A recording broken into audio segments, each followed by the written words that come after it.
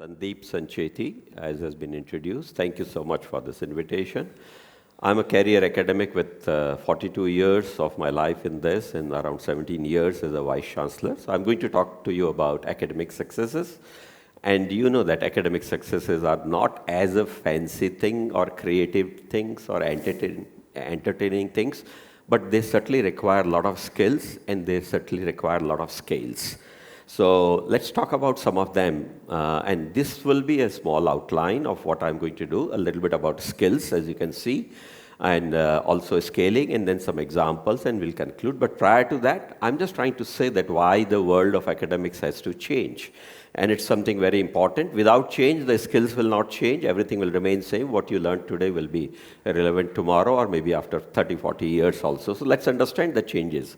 I'm not going to describe most of them. You'll have to see a large number of them are in the academic world right now, but the ones which are at the top are not necessarily purely academic. We know that the sports was a bane earlier when we were young people. We didn't like padhoge, likhoge, banoge, nawab kind of a thing was not acceptable. But today, if you want to be Vaibhav Suryavanshi, I think you have to start playing at 10 years of age, and possibly world will be knowing you. But also the concepts change in terms of what you call skills and going forward. So I've seen one thing which is very important. One mural I used to see near Bandra in Bombay, that there is a lady shown to be giving birth to a child, but the statement written beneath that was not a lady giving birth to a child, but the statement was a baby giving birth to a mother.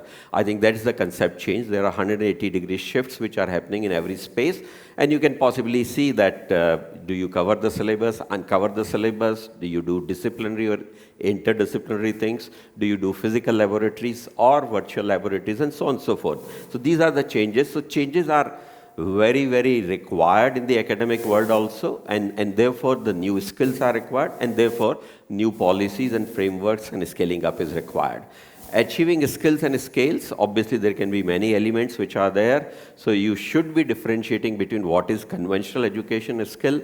You should continuously improve, innovate, invent, which I'm sure most of you tend to do it. And also you should then learn, then lead in a smaller and then bigger group, and then go to the highest scale that you can make the change to the world. Of course, you'll have to make a lot of products, testing and benchmarking, etc. will be required.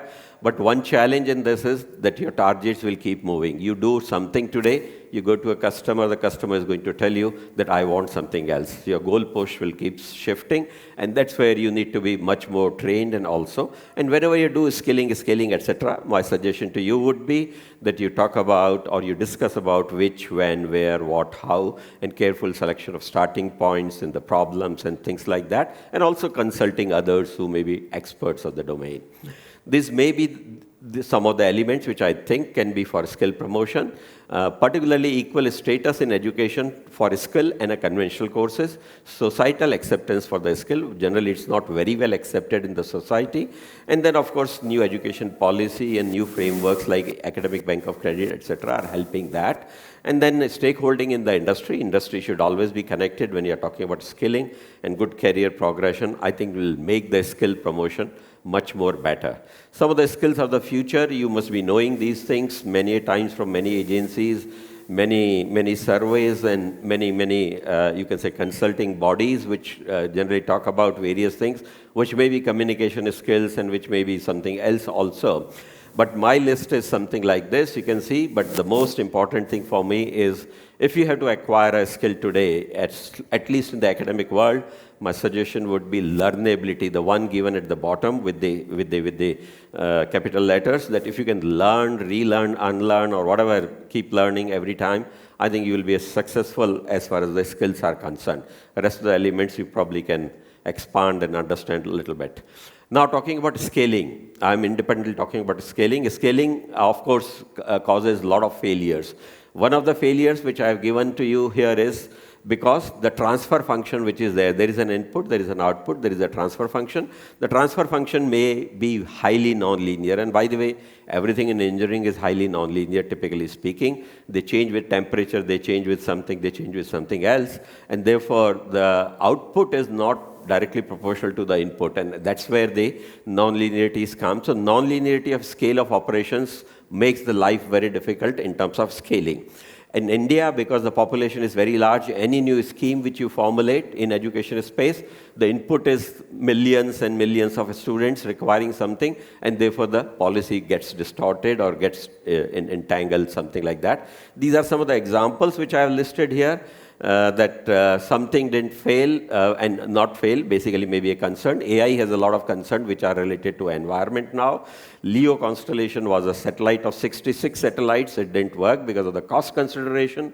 There are other social media startups which are there from the big names. I have intentionally not kept the names here, but they were not very well branded or accepted, and some of them failed because of technology. So scaling has different challenges. Scaling has different set of challenges, I can say.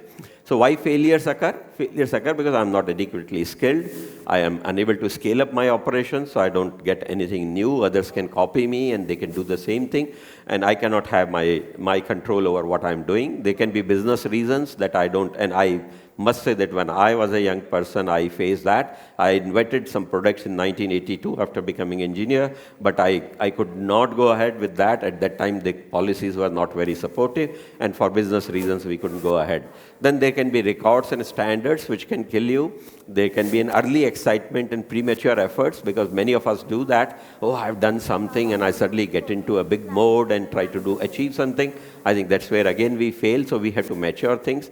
And then flaws in design and technology, which may be sometimes fundamental. So these are the things which are there. So now I come to the last 3-4 slides. 3 examples I've given.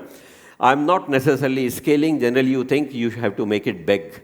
I don't want to make everything big. There has to be something to be made small. So this is scaling down example I'm giving. And this scaling down is wastage of engineering admission seats, which happened 15 years back, typically 15 years back. 8% of seats in most of the main exams were getting wasted. So how did we overcome by scaling it down? So this was the case. So obviously, we used an approach. I chose a leader who will work for me in this and asked him to choose 2 more leaders. So autonomy was reflected in that. Good team building was reflected in that. We studied the previous 2-3 years challenges in a deep detail for 2 weeks. And every evening, we'll sit down and discuss what more to be done, what can be done. We didn't start the project till we were convinced what we need to do. And at the end, we decided that we'll bring it down to 2% by our innovative style. And that's what we said here in the 2%. And ultimately, we achieved a result of 1.7% at a scale of national level with all the diversities in engineering admissions, if you can understand that.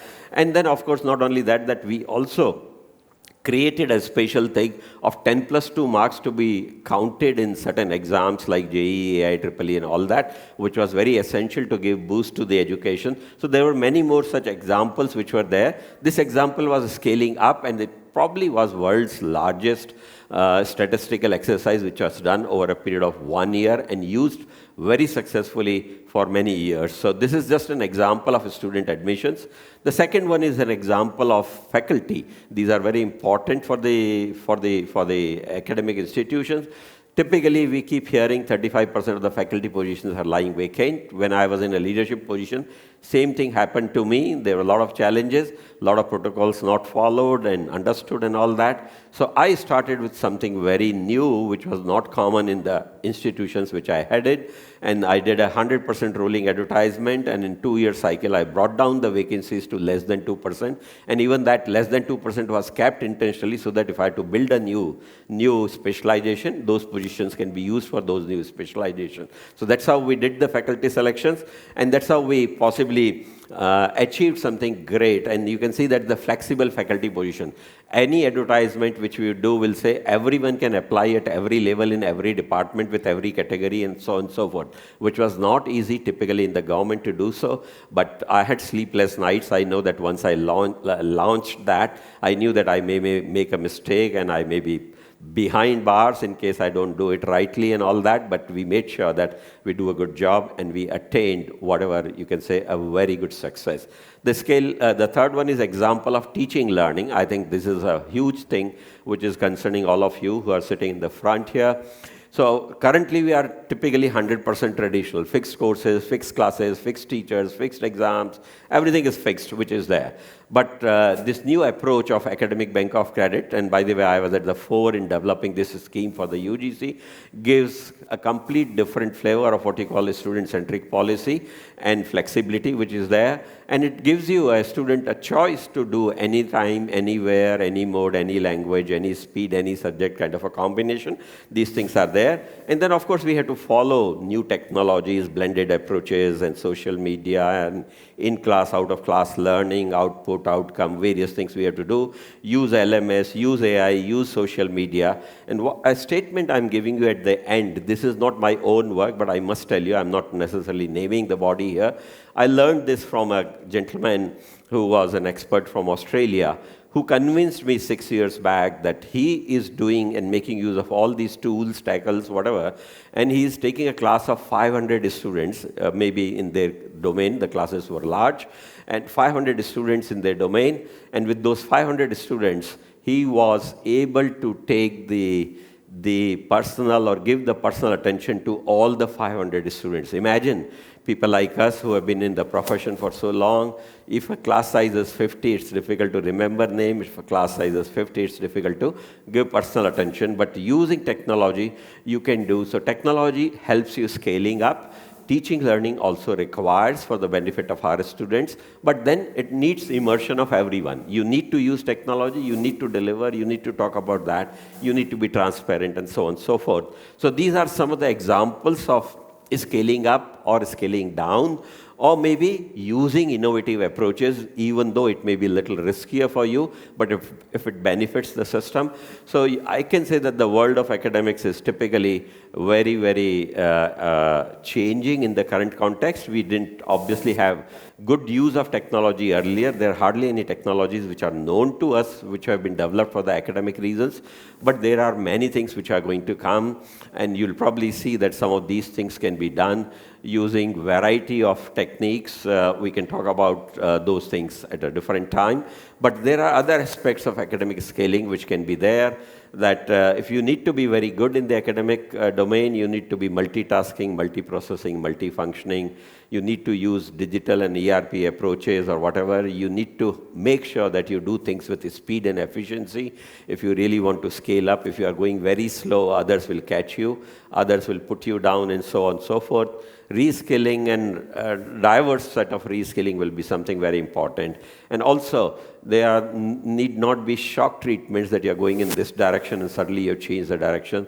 The chances that you'll meet with an accident will be very high. So be careful that some of the things can be little gradual, and so on and so forth. So like that you can do. And maybe every year there are new faculty members, potential faculty members coming. So they should be induced into your system, and therefore some sort of an attrition should be fine, but a very good retention should also be kept on the focus. So there are many other things which are there which can help you, the skill and the scale. And with that, I'd like to close by saying that skilling and scaling are strongly linked to the academic and human progress. We are all here to make that progress, make our life happier, make each other learn from whatever best things we have. And I'm sure that the kind of exposure we are getting in the academic institutions in India will help us reach there where human progress can be certainly ensured with safety, with quality, with every other element of cost, and so on and so forth. So once again, thank you for your attention. Thank you to Symbiosis Indore for inviting me. My best wishes to all of you. Thank you.